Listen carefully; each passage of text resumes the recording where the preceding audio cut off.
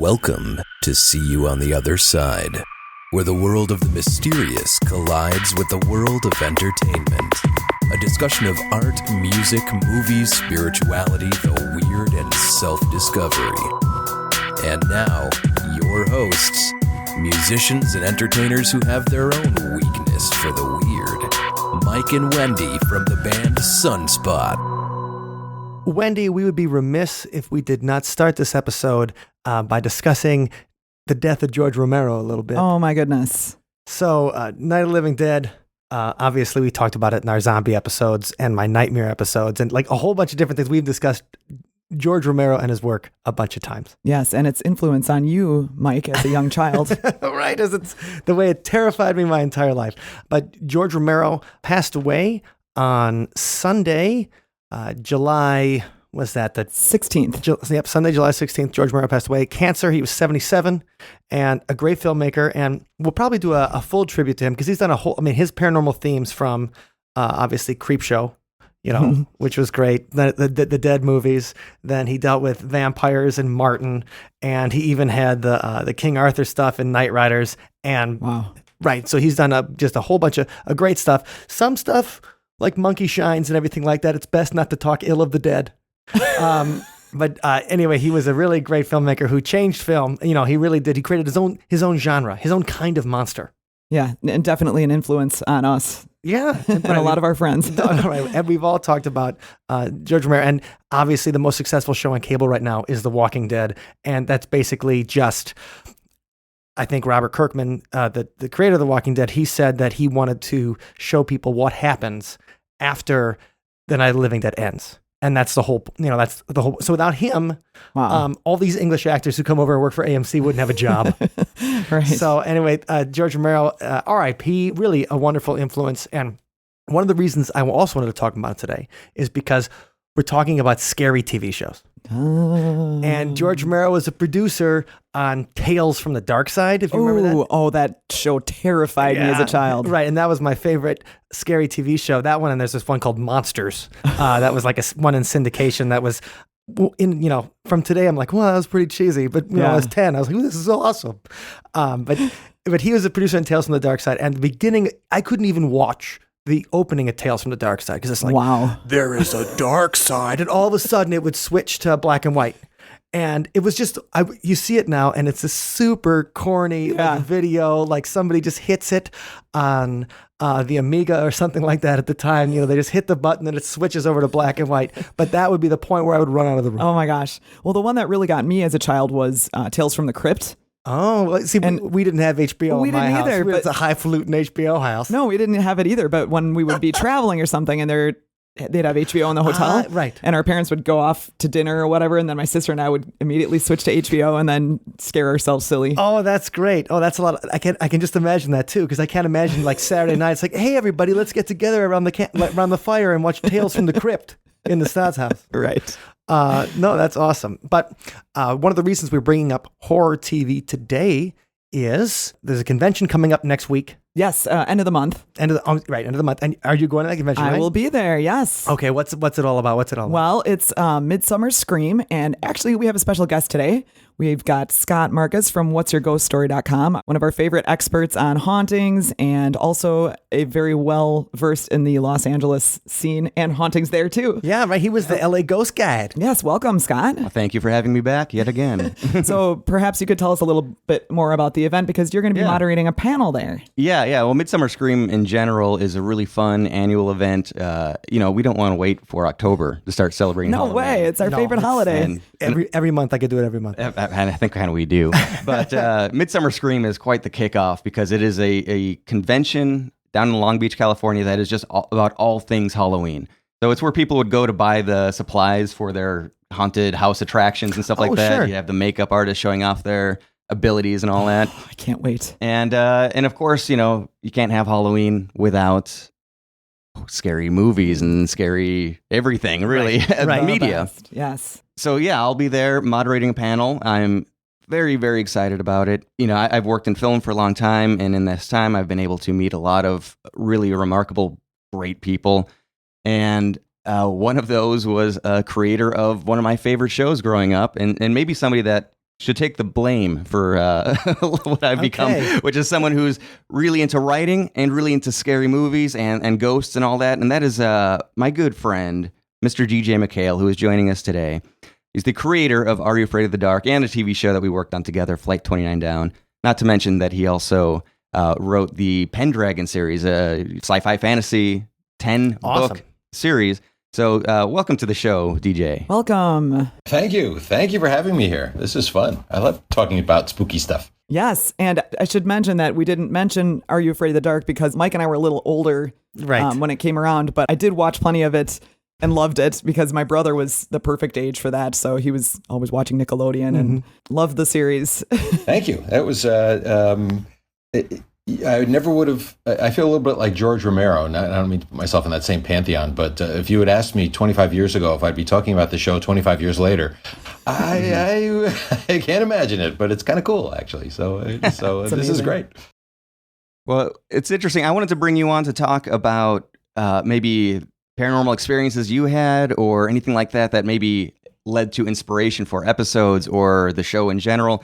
And it's funny because one of the episodes I watched recently, The Tale of the Unfinished Painting, was about where does inspiration come from and all that. And of course, it starred a very young Kaylee from Firefly, Jewel. Oh, yeah. Jewel Slather. Yeah, however you say her last name. Right.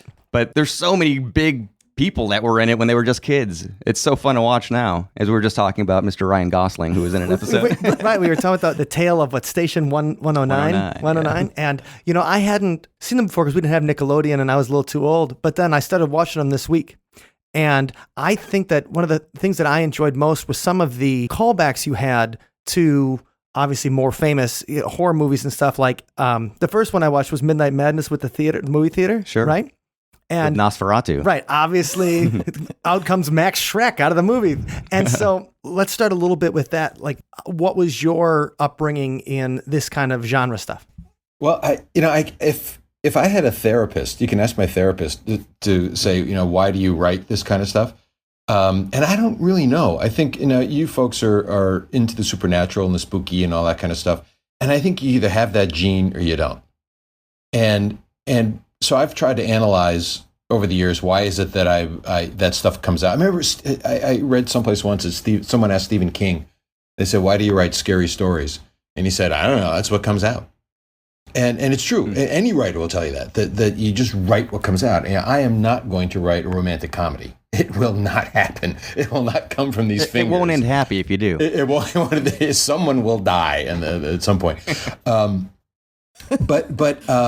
in talking about supernatural experiences, there are probably a lot of reasons why I'm drawn to this kind of stuff, why we're all drawn to this kind of stuff. But and I'm sure you've heard some variation of this story before, but I grew up in a haunted house. And I truly did. And believe me, trust me, even though I write all this stuff, I am the first person to be skeptical of this kind of stuff. I am the first person to, when someone tells me a story, in theory, I'm like, wow, that's really cool. I believe that. But as soon as they tell me the reality of it, I'm like, yeah, right. Well, let's set it up. So where did you grow up? I grew up in Connecticut.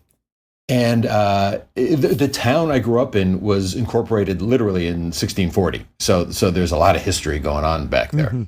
Mm-hmm. The house I grew up in was probably a couple of 100 years old or 100 years old at the time. It's so funny. I live in Los Angeles now, and it's so amazing to. My favorite line from the TV show, from the movie L.A. Story, with Steve Martin, where it was. I saw it when I was still living back east, and I mistakenly thought it was a comedy.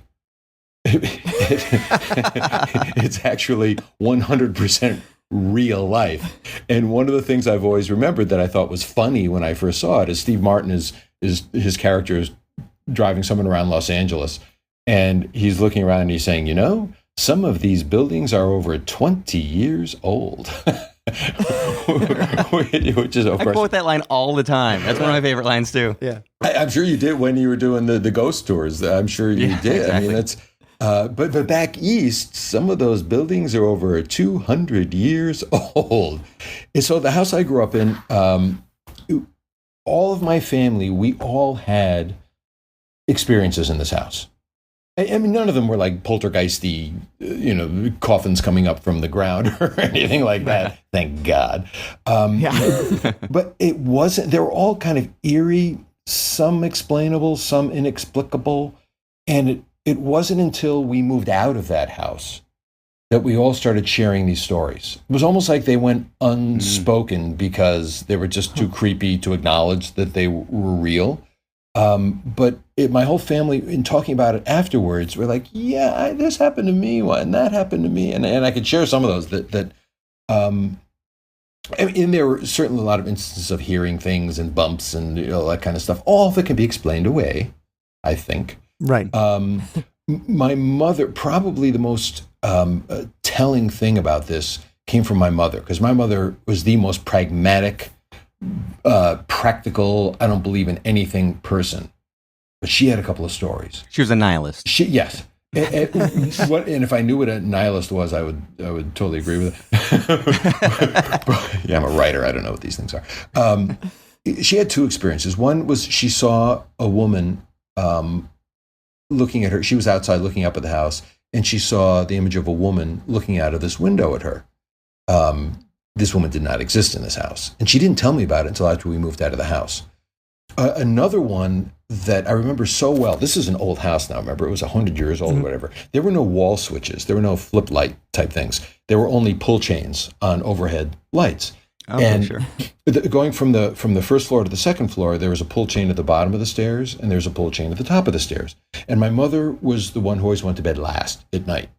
So it was dark because it's night. And what she would do is she actually had a long string or a double string so that she could walk down the first floor corridor, turn on the light upstairs with the long string, so she wouldn't have to walk upstairs in the dark.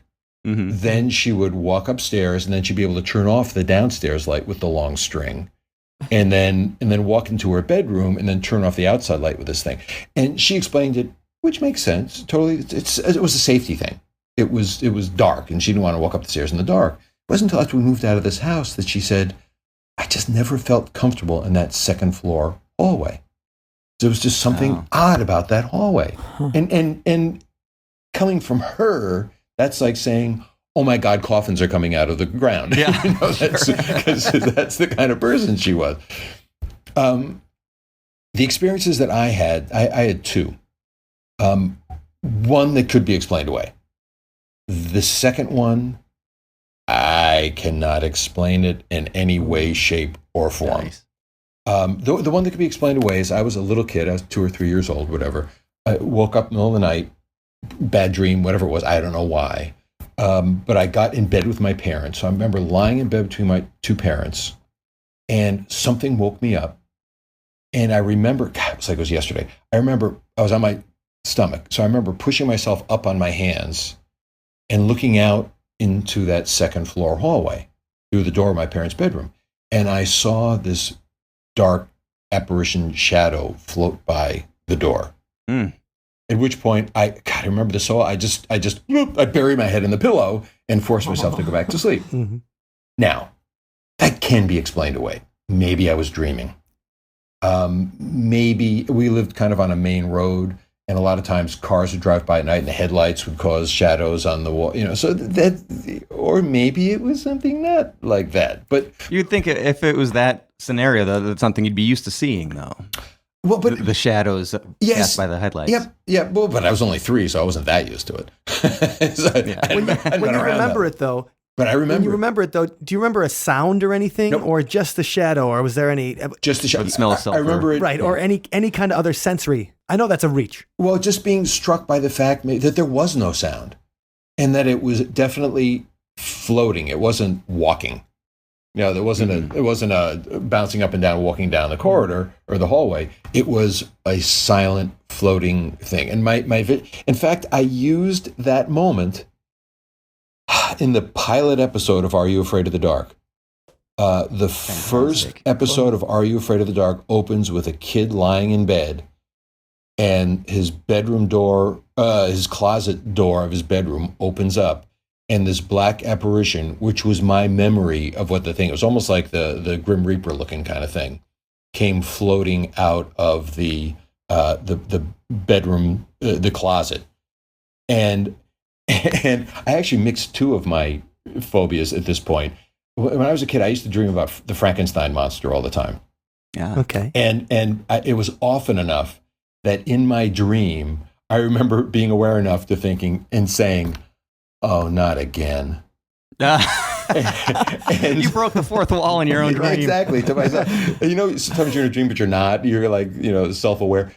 You're observing. So in that episode of Are You Afraid? In the very first scene of the very first Are You Afraid of the Dark, I have this kid lying in his bed, and the closet door opens up, and this black apparition floats out, and the kid's eyes open up, and he just says, "Oh no, not again." So it was absolutely That's a chilling thought. Too. Well, also, here's the scoop. Are You Afraid of the Dark is not fiction. Well, It is a historical drama. Well, then I totally ripped off another movie by having the kid sitting up bolt upright, waking up, and it's morning, and it's fine, and it's gone, and he turns around, and the apparition is right there in broad daylight. Nice. Which was totally American Werewolf in London. Just to go into the dream, and he wakes up. Oh, what a horrible dream! Oh no, it's not a dream. So that was the one moment I had that can be explained away. I don't know what it was. The one I cannot explain away, and I actually used it. I wrote a spooky trilogy called Morpheus Road, which was a ghost story and a book series. And I used this scene in this book series almost exactly as what happened to me. And this cannot be explained away by the vague memory of a toddler, because I was 16 years old. So I remember this. Mm. This was real. I was home alone. I always got to be home alone.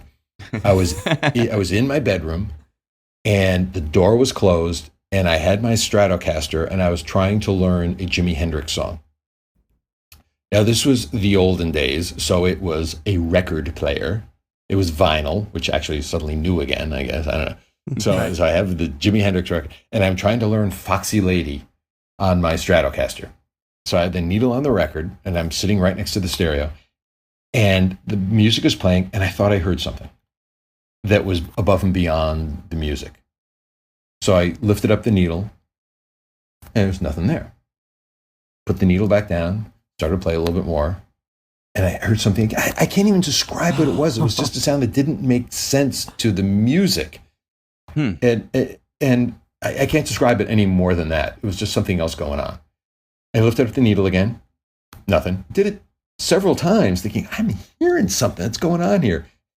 Until the last time. The last time, I lifted up the needle, and I heard, I swear to God, as plain as day, it sounded as if someone was out in that hallway, the hallway, sitting on the floor with their back against my bedroom door. It sounded like someone stood up and their back brushed against the door as they were standing up. Then they sighed and footsteps walked away down. Oh my gosh. Goosebumps. Man. No, that's not like the rattling of a window or curtains going. This is a very specific, very real sound. Yeah. Of course, my mind immediately doesn't go to, oh my God, the place is haunted. My mind went to, my freaking brother-in-law is here. My sister and brother-in-law were visiting, and he's the kind of guy that would do stuff like that. He would, he'd try to mess with you. So I opened up the door, nothing there. I then proceeded to do exactly what you're not supposed to do in every horror movie. Yeah.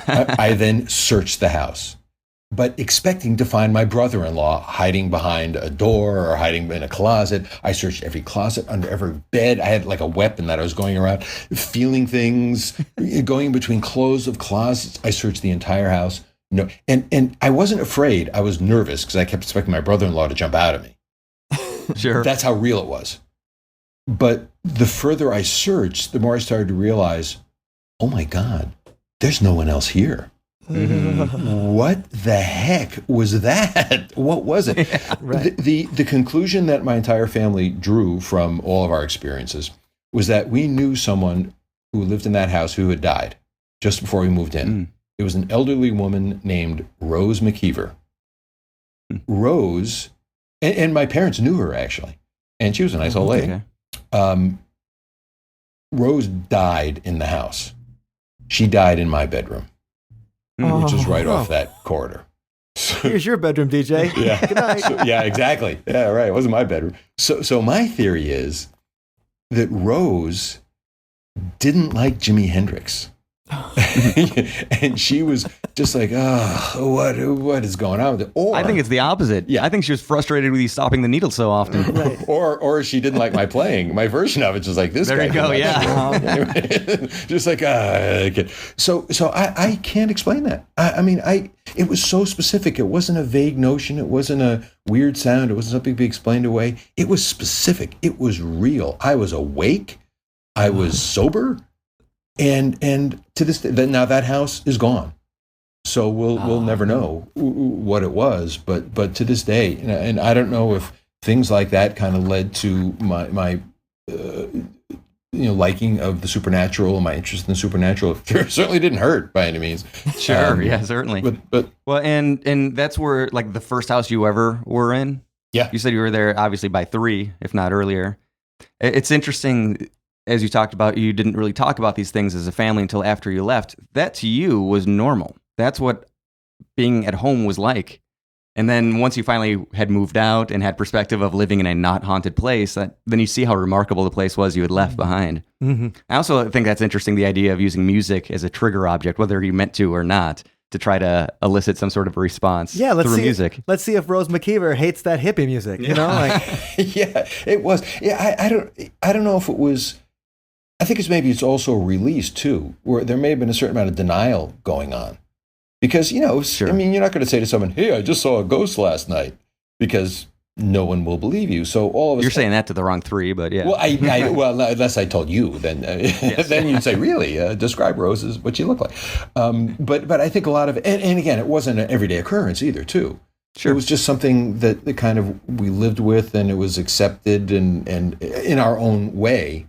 And again, it wasn't so dramatic that it was coffins coming out of the soon-to-be dug swimming pool. and the last thing your mother wants to do is make it so her kids can't sleep. Sure. Yeah. You know, because your mom's gonna be, hey, I saw a lady's form in the window last night. Good night. Yeah, right. Pleasant dreams. Right. The last thing she does is she wants the kids to run into the bedroom every single night going, oh my God, I saw her.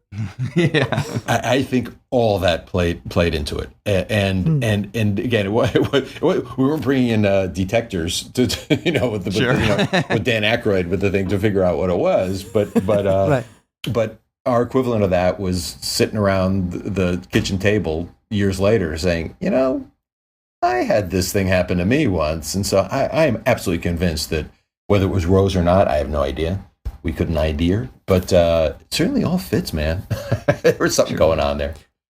Well, I was going to say, so you had some experiences, and then, you decided you wanted to break into writing, work in film, things like that. As you were going in there, were you thinking, I'm interested in writing genre stories, or I'm interested in just writing stories, and the genre ones happen to be the ones that sell? Or, I mean, what compelled you? Do you just wanted to make horror stuff and fantasy and everything? Obviously, with your book series, I mean, you're working on a ghost story trilogy and a sci-fi fantasy decology. Then you're compelled to work in the genre. But when you first got into it, was that were genre stories the kind you wanted to tell?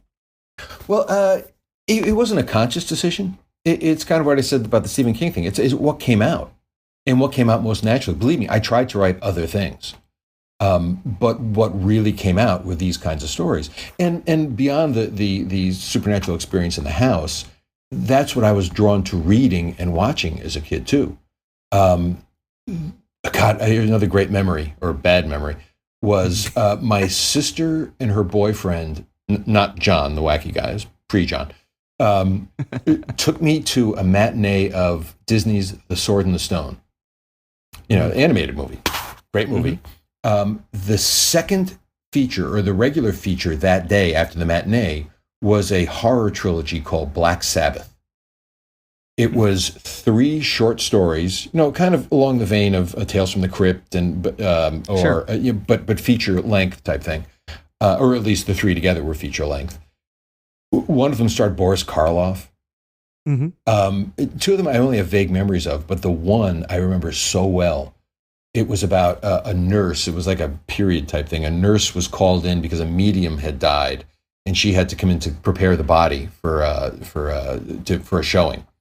And making a very long and creepy story short, the nurse steals the ring from the thing, which is a classic old story of you steal something from an entity, the entity comes back because they want it back. That was the tale of the golden arm, I think, was one of those things. I used it in Are You Afraid of the Dark with the tale of Laughing in the Dark, where they steal the nose from this clown and the clown comes to get it back.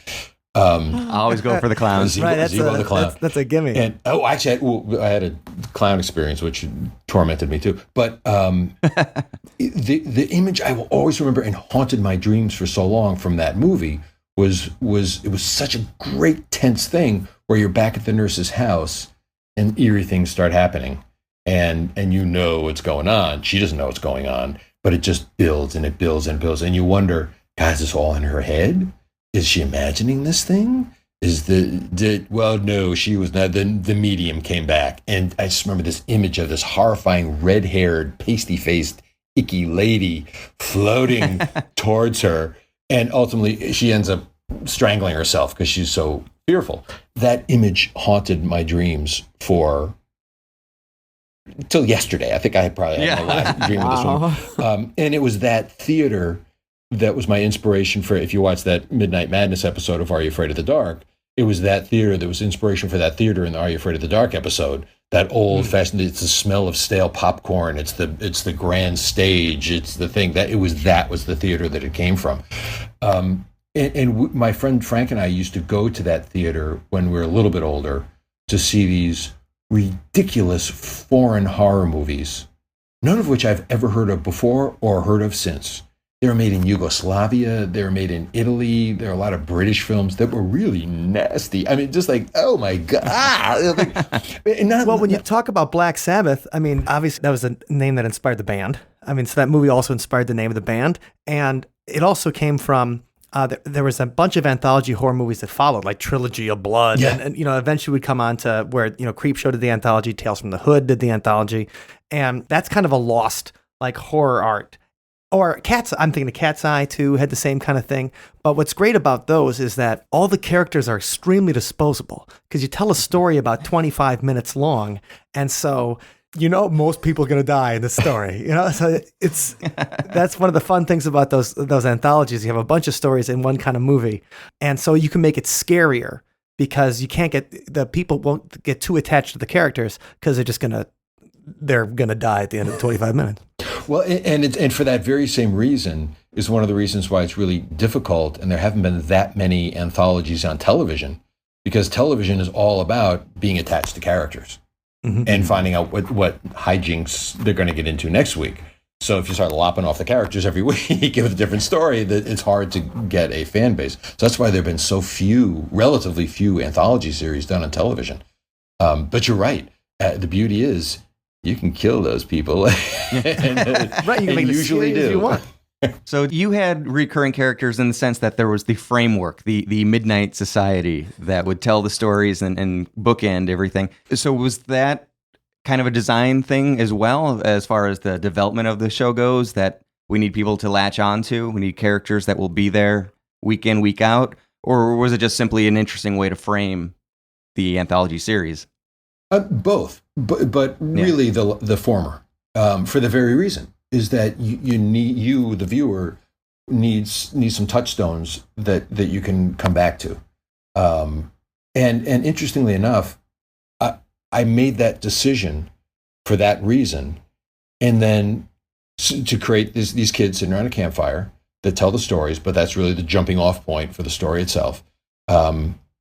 They served a number of purposes. One is the lead into the story. They also served as the relief valve to find out if kids really got scared and watching the show. You always end up back at the campfire to say, oh, this kid just made it up. It was all just made up. Gotcha. But really, it was what you said before. It's that you need that touchstone. You need the recurring character. And so as much as it was the smart decision and the right decision to do that, once I had done it, I immediately discounted the value of it. Because, and what I mean by that is, to me, the interesting parts of those shows weren't the campfires. If anything, they became a nuisance. It's like, oh, God, we got to do another campfire. They're all about those little movies that we made, that we had to create beginning, middles, and ends and new characters and all that kind of stuff. And to go to the Midnight Society is like, oh, I got to figure out what this thing. And we shot those things every season. We shot them all bunched together. Sure. So the cast was in and out in a week and a half. That was it. So it kind of surprised me. And that's only because I discounted my own brilliance to begin with, that viewers latched onto those kids. And a lot of viewers, even going back, I mean, this 90s nostalgia is such a big thing now. You know, to me, it was last week, but it's such a big thing now, that what so many fans of that show talk about were the various incarnations of the Midnight Society. And I'm thinking, who cares? I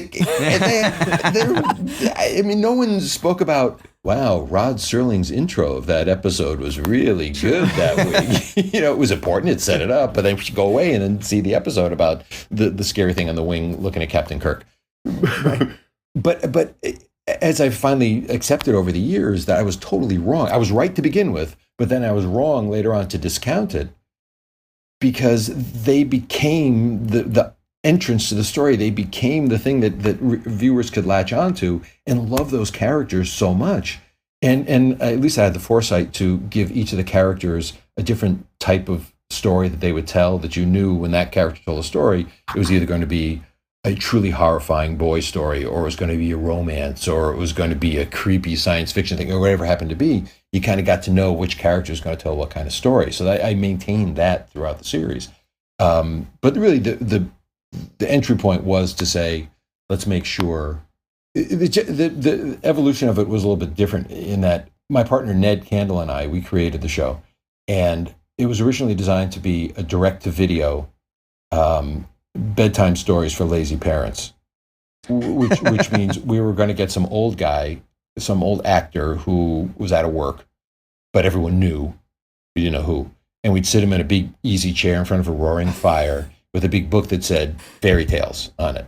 And he would read fairy tales, and we'd record them, and then we'd make millions by selling these VHS tapes to lazy parents who didn't feel like reading to their kids that night. And they pop in the tape and say, I'm going to go watch TV. You listen to Alistair Cook read. Right. The problem came in with, what kind of stories are we going to tell? What are the fairy tales? It's like Three Little Pigs, a Little Red Riding. That's not interesting. Goldilocks, that's not fun. So my partner asked me the question which started it all. He said, what kind of stories did you like when you were a kid? And I said, I like scary stories. So suddenly fairy tales became scary tales. Rather than the book saying fairy tales, it says scary tales. But then it became weird, because we didn't want to have the crypt keeper telling scary stuff. Sure. Come here, little boy, I'm going to tell you a story about it was not it at all, because it was really for kids. So once we lost the idea of the old guy, it's like, well, who tells scary stories and they themselves aren't scary?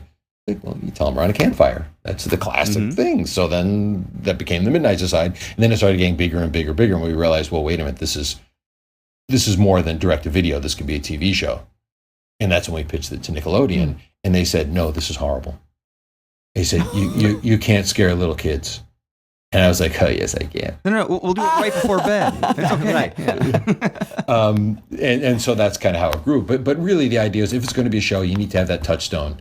And never realizing how true that was, because that's what viewers latched onto.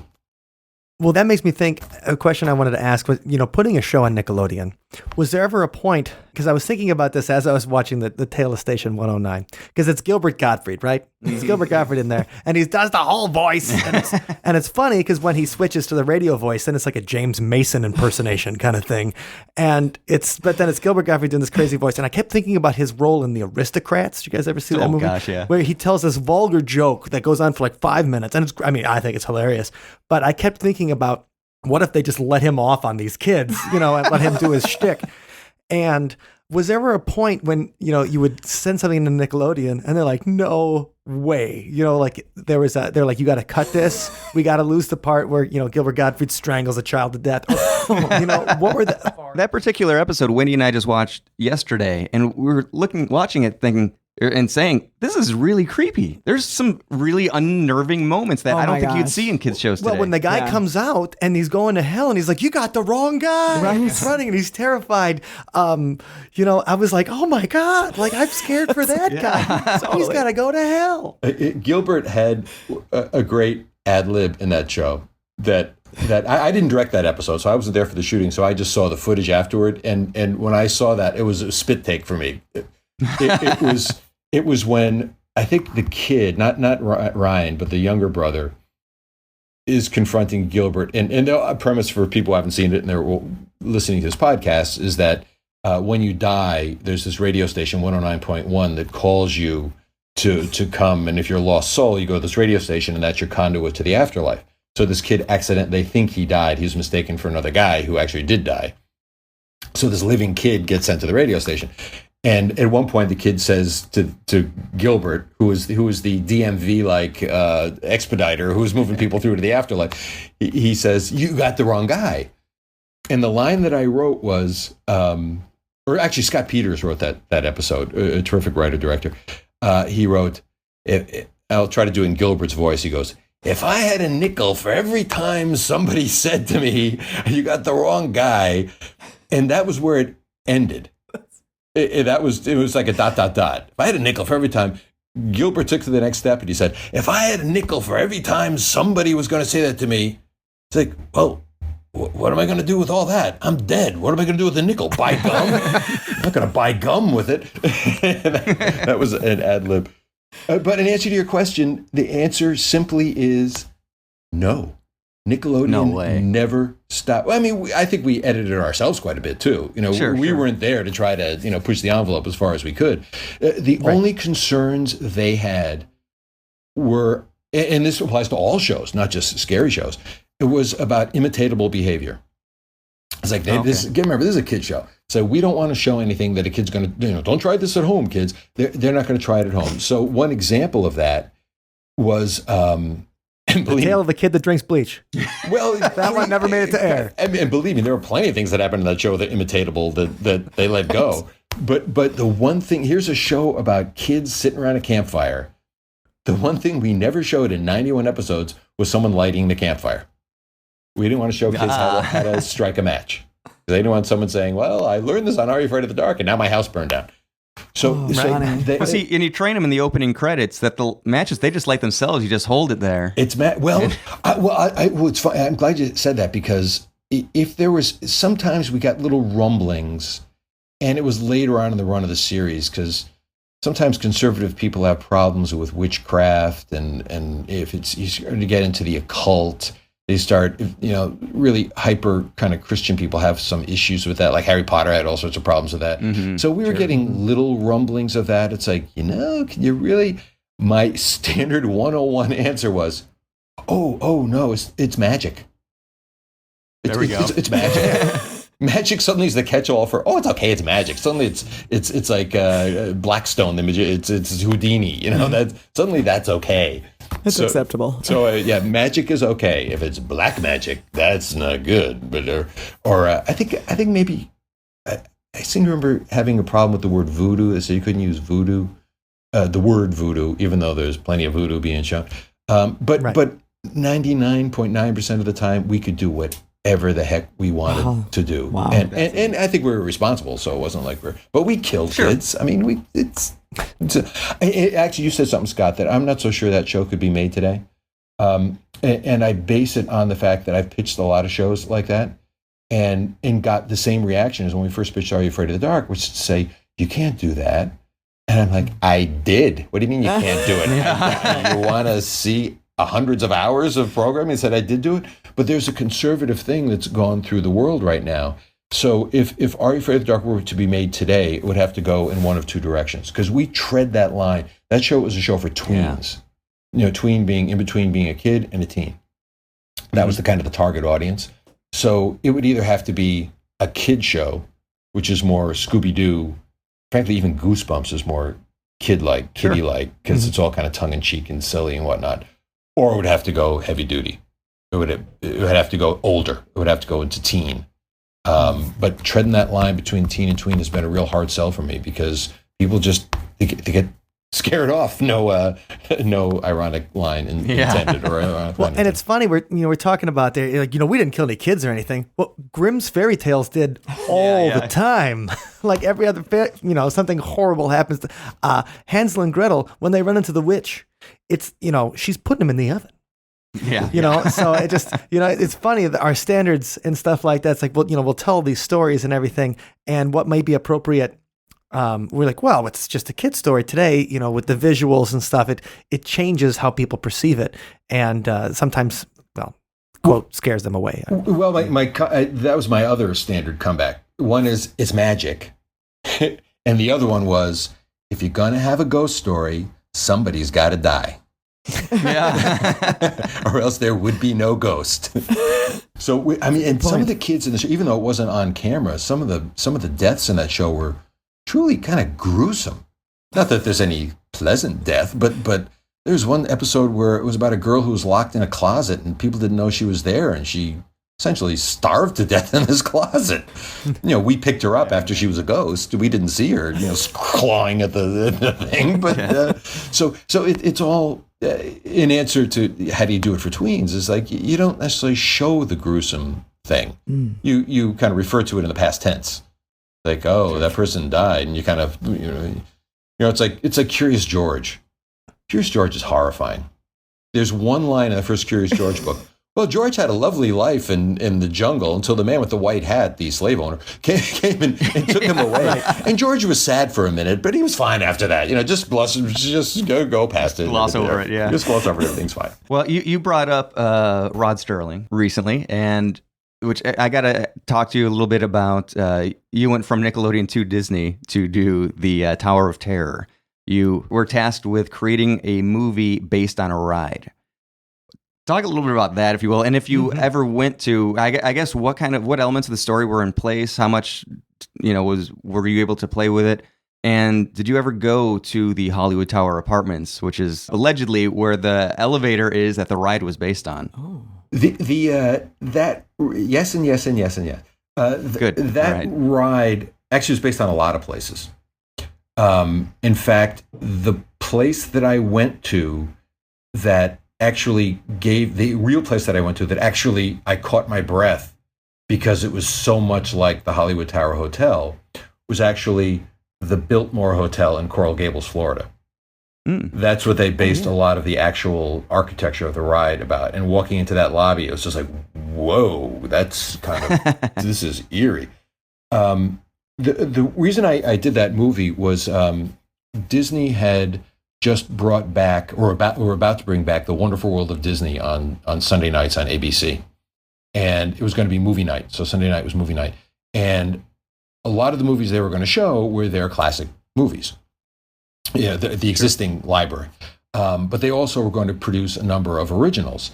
And what they didn't want to have happen was, well, everyone watches Toy Story, and then there's some crappy original that no one's going to watch. And then they're going to watch Finding Nemo, and then there's some crappy movie no one's going to watch. So they tried to make movies that had more of a splash factor than just a Disney movie.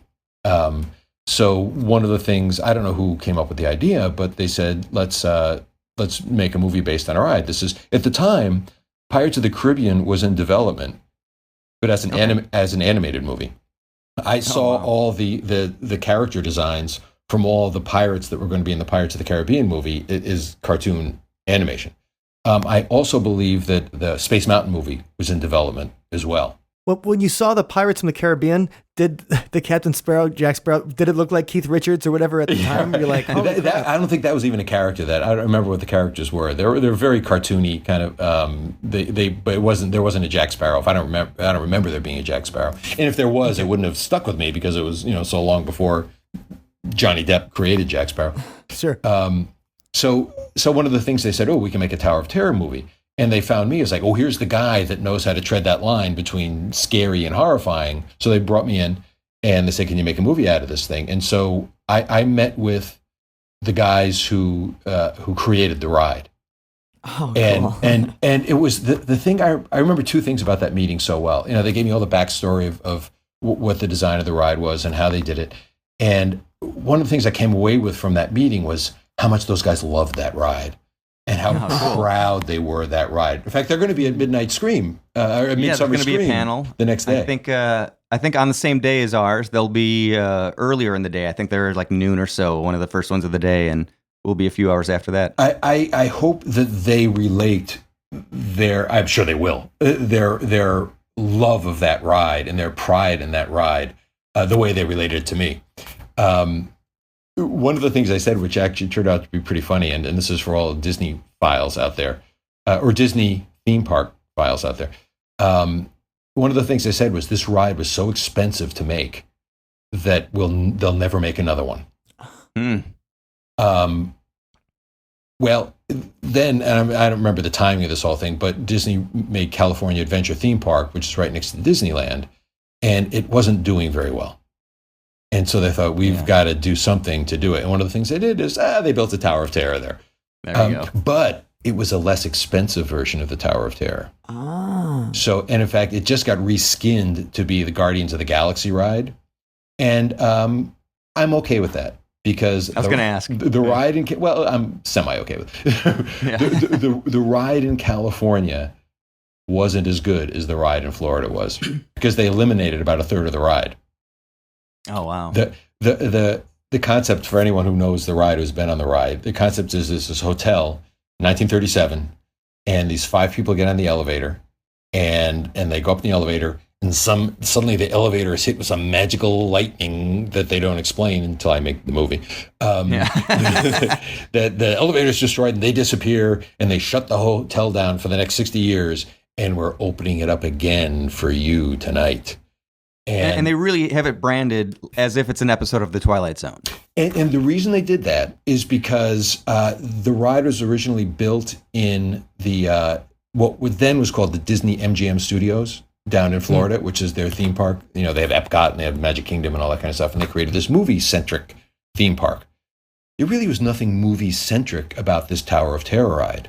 So someone came up with the idea. It's like, okay, why don't we make it movie-centric by making it a lost episode of The Twilight Zone? So that was all part of the evolution of making that ride feel like it made sense to be at the Disney MGM studio, which is now just called Disney Studios, I think. Interestingly enough, when I was tasked with making the movie, they said, you cannot refer to the Twilight Zone at all. It is not the Twilight Zone. And the reason for that, and I was fine with that. It's fine. He says, but the reason for that is Twilight Zone is still partially owned by CBS. I think I'm on shaky ground here, but it's partially owned by CBS, partially owned by the Serling estate. Disney Wonderful World of Disney was on ABC. Yeah. So Twilight Zone would not be cleared. So it was just Tower of Terror. That's it, which is fine by me, because then I wasn't shackled by having to make an episode of the Twilight Zone. And have some cheesy Rod Serling impersonator come out, because you couldn't show him smoking anymore. Yeah. At the beginning, you're like, it's better to start with a clean slate. Well, exactly. He's actually not a Rod Serling impersonator. It's actually Rod Serling. The voice is a Rod Serling impersonator. Okay. But they rotoscoped an episode of Twilight Zone. So in that little movie you see at the beginning of the ride, it's Rod Serling. He's only on camera for like 5 seconds because they put words in his mouth. But that's actually Rod Serling with somebody else doing the voice of Rod Serling. So what they gave to me was, so here's this ride, go. Like, okay. So, the budgets for these movies weren't huge. So I thought, okay, I can't do a period movie. I can't do 2 hours of 1937. That's not going to work. So I decided, okay, let's pretend like this was a real hotel. I mean, and that was one of the other things. It's like don't say it's a ride. Johnny Depp does not actually ride the ride in the Pirates thing. It's not a ride. It's I've been watching the wrong movies. Yeah, right. At some point you want to see it's a small world show. So it's not a ride, and as best as you can, try to emulate the ride experience, which means an elevator has to drop. Sure. Okay, fine.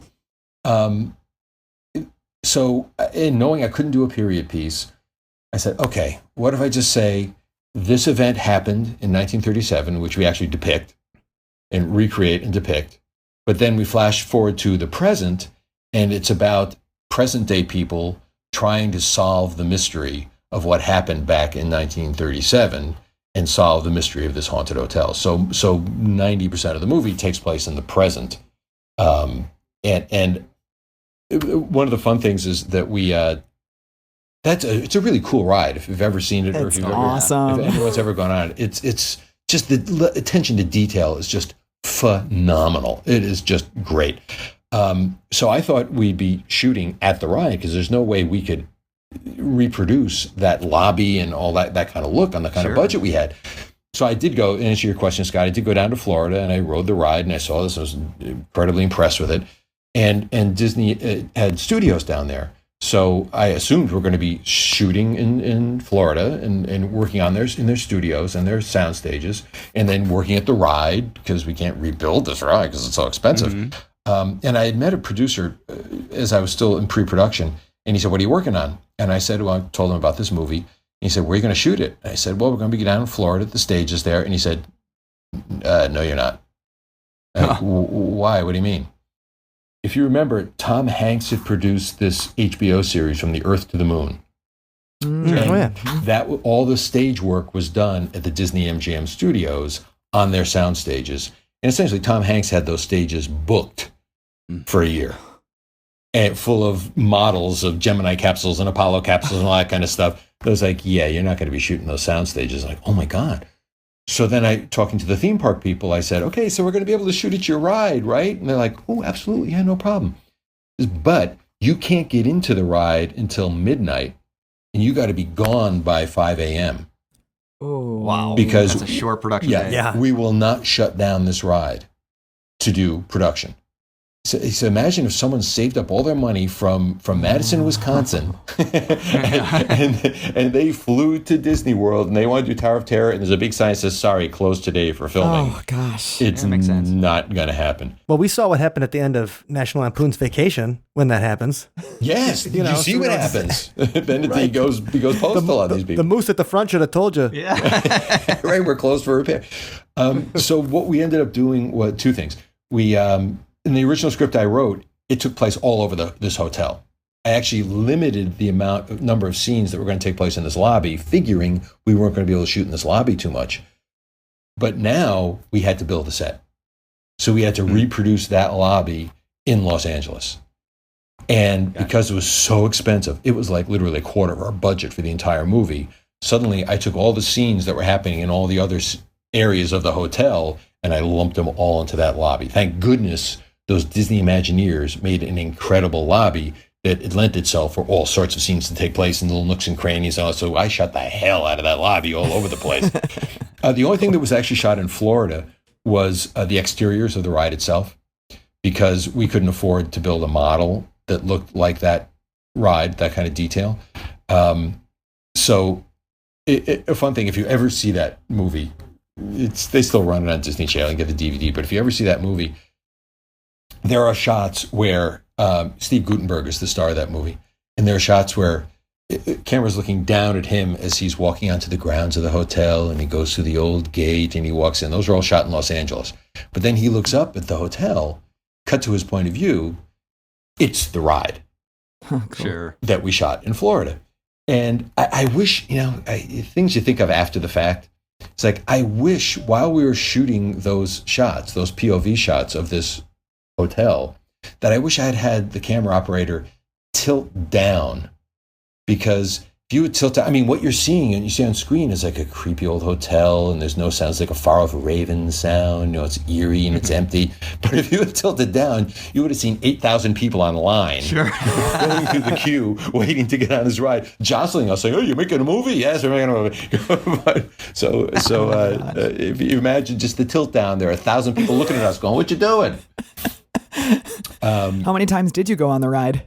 Well, going back to what I said before about the ride in California not being as good because they made a cheaper version, I went on the ride in Florida and fearing this is going to be horrifying.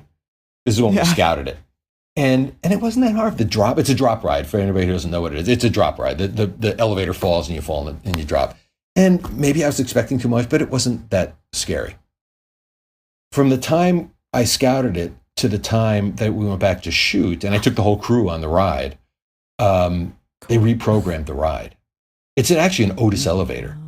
And you're not actually falling. You're actually being pulled down. There's like 2 pulleys that pulls up and down, all that kind of stuff. So they can completely program it to go up and then down and then up and down. And so I said, this is nothing. You just kind of fall. I was afraid, well, they'd reprogrammed it. By the time I got off that ride, my hands were shaking like I wasn't expecting that. But then going to California, they built the Tower of Terror here. And I had to take my daughter on this ride. She was young. But I met my wife making this movie. So awesome. I said to my daughter, not for this ride, you wouldn't exist. So we gotta go on the ride. So I took her on the ride, but she was scared. She was a little kid. And I'm mean, so I took her on the ride. But I said, don't worry, I'm going to talk you through this ride. I'm going to tell you exactly what's going to happen before it happens.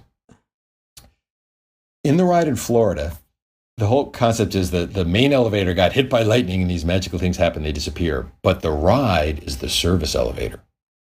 So what you do is you get on the service elevator. And what happens is if you're in the ride in Florida, the elevator closes, the doors close. And then you go up and the doors open up and you look down this eerie corridor of the hotel and you see the 5 ghosts kind of doing eerie things and beckoning to you and whatnot. And the doors close again. And the elevator goes up again. And the doors open up and the ride goes forward through the Twilight Zone. You hear the Twilight Zone music playing and it's eerie and you're looking, you see the E equals MC squared, right out of the Twilight Zone. And it's like, and what you're doing is story-wise of the ride, you're moving from the service elevator shaft through the Twilight Zone to the main elevator shaft where the accident was. So once you go through all this thing, you get to the end, the doors open, and that's where you fall. In California, get on the ride, doors close. And I say to my daughter, okay, doors are going to close. Then we're going to go up, and it's going to open up, and you're going to see the ghosts there. That's what happens. And doors open up, and you see the eerie ghosts, and they beckon you, and they say, come into the ride, here you go. And doors close. And I said to my daughter, now it's going to open up, and we're going to go forward. The ride goes up, doors open, and you fall right there. Oh, no. They eliminated the whole forward motion, probably cutting millions out of having to build the forward motion of the ride. So the ride in Florida goes up, over, down, back to the beginning, up, over, down. Ride in California, up, down, up, down, up, down, up, down. So she was not happy with me at that moment, nor was I, because so not only was it unexpected, but oh God, something went wrong. We weren't supposed to fall yet. We're really falling. But it doesn't, and being the stickler I am with supernatural stories and whatnot, the ride in California doesn't hold true to the story. Not my story, the story they created for the ride, which is you're going, the main elevator is destroyed. You're going up in the service elevator, which still works. And in fact, I had to jump through hoops in my movie to simulate that experience where the main elevator is not working, but there's a service elevator. And so I have a whole dual thing going in the movie and they have to jump from the main service elevator into the main elevator. What's going to fall? And the one in California doesn't do any of that. So let the Guardians have it. Yeah, there you go. That's fine. The raccoon can go on the ride. Yes, let the raccoon go on the ride, and that's fine. Well, we should be wrapping up soon. I do have just one quick question. I don't know if there's going to lead to anything or not, but you frequently hear good stories about bizarre things that happen on set, especially if it's a Landis movie, right. Or a poltergeist movie. Even Virginia, I think, with Haunting in Connecticut, Virginia Madsen had some spooky things go on. Did anything bizarre ever happen on set in the 7 seasons of Are You Afraid of the Dark? Quick answer, no. But I will relate one thing, and Scott, I'm sure you can attest to this, that hauntings, I think, are very much about places. And like that, my house growing up in, it was about that place. Whatever happened at that place, whatever connection a spirit had to that place, it was about that place. And it was as much about the entity as it is about the place. So I've gone to places. I mean, Scott, you know this better than anyone, Scott. I'm sure you go to some places where the second you walk in, something's up. You just feel it. Or not. Sure. When we shot Tower of Terror, again, we shot a lot of it in Los Angeles. And we shot a lot of the movie in the old Ambassador Hotel. Oh my gosh! Which that's where RFK was shot, which is unfortunately also gone, and now it's a school. Which and it's a school, be an interesting school now. Yeah, I was gonna say. So when it was closed, in whatever year it was closed, I think in the 80s it might have shut down. It was literally like whoever owned it walked away, and that became a major movie set. It's funny, walking down the corridors, you see little spike marks on the ground from all the different films that had shot there. And look up all the films that were shot there. It's incredible, the number of films that were shot at this place. So we shot a lot of Tower of Terror there. And it's eerie going into this hotel because it to use a cliche, it was an abandoned hotel. And in fact, we shot right near where Bobby Kennedy was shot in the kitchen. And in fact, there was a wall there that was covered up with plywood. And the guy who ran the facility said, yeah, the FBI had come in and there were some bullet shrapnels that were in the wall there that they came in and they actually buzzsawed out that section of wall and then closed it up with plywood. And that plywood was still there. So, and then plus just what, if walls could talk, this is the place. So, So at one point, I went up to the guy who ran the place, who was the facility manager, and I said, "There's some stories, right? You gotta tell me some stories about this place." And he said, "Do you want me to tell you the truth?" And I was like, "Yeah." And he said, "Nothing. nothing has ever happened here. No one's had any experiences. It has happened. Even with an assassination, there was nothing." Sure. So I actually tried to scare Kirsten Dunst once. She was in the movie, so I kind of lured her into one of those sitting rooms and jumped out at her. But I think that's the scariest thing that happened. Cruel. It's the scariest thing that happened is I jumped out at somebody. But I think that does speak to the fact that not every place is haunted. It may look haunted. Mm-hmm. It may seem haunted. It's not necessarily haunted. And this was a place that just was not a vortex. This was not the Dakota in Ghostbusters where there was what did Dan Aykroyd call it? This is Spook Central or something like that. Yeah. It should have been, but it wasn't. So I think that it much speaks to the validity of these places that are like that. Sure, yeah. Because it's not just about the people who come in expecting to find something, because I went in there expecting to find something, and there was nothing to find.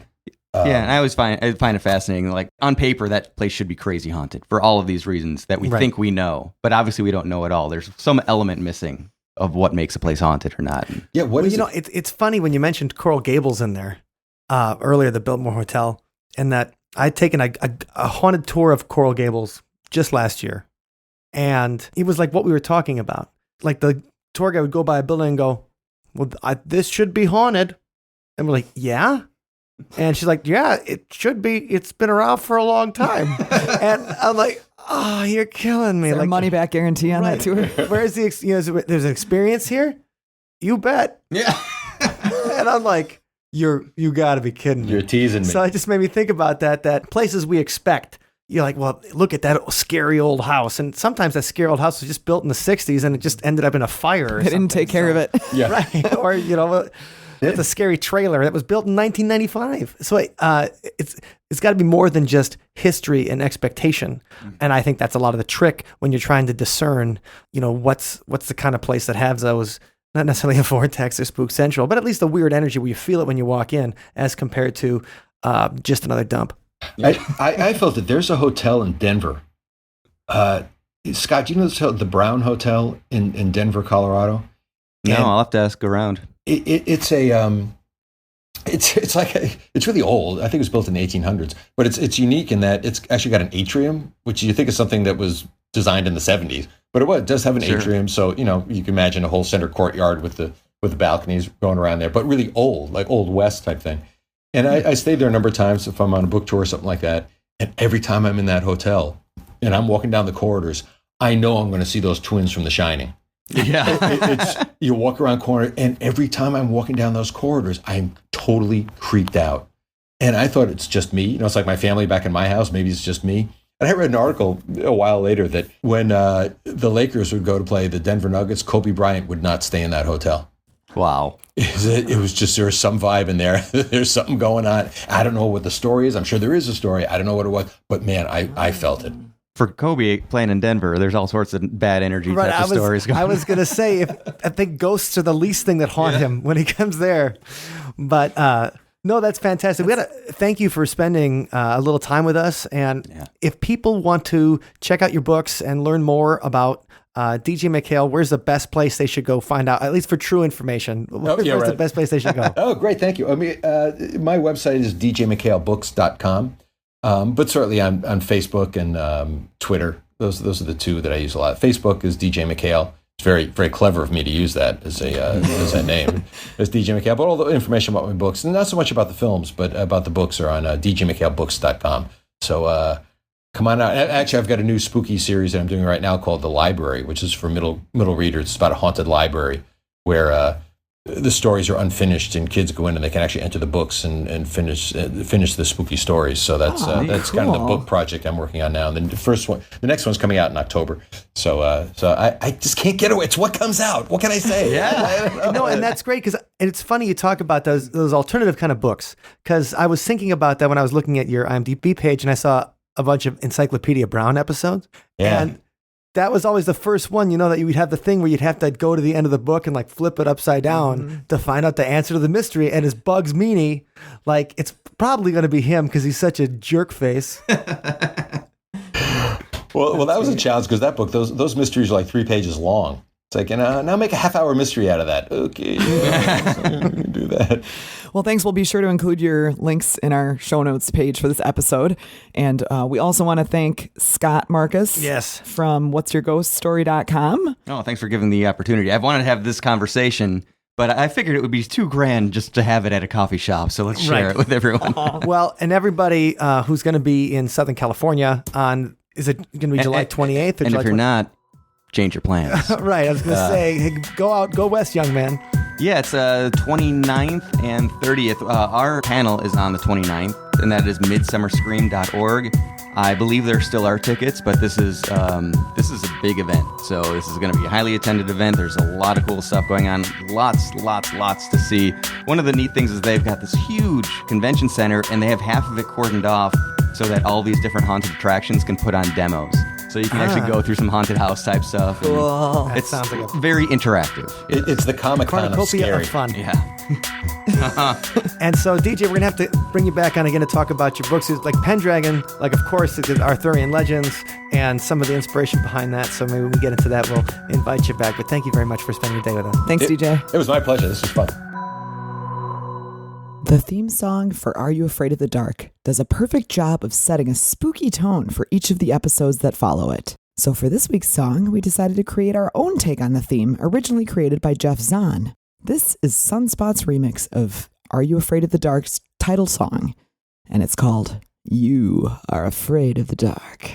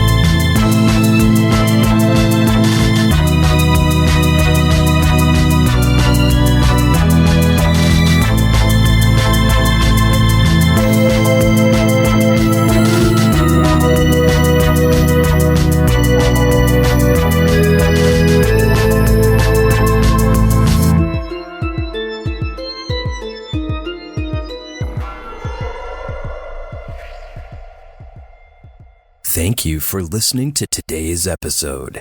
You can find us online at othersidepodcast.com.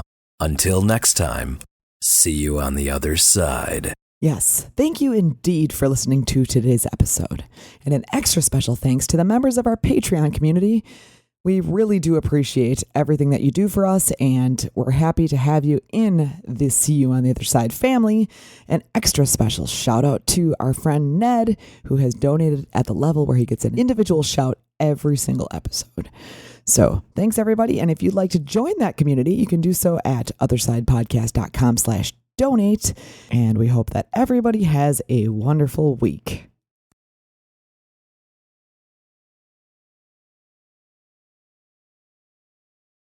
Curious George is horrifying.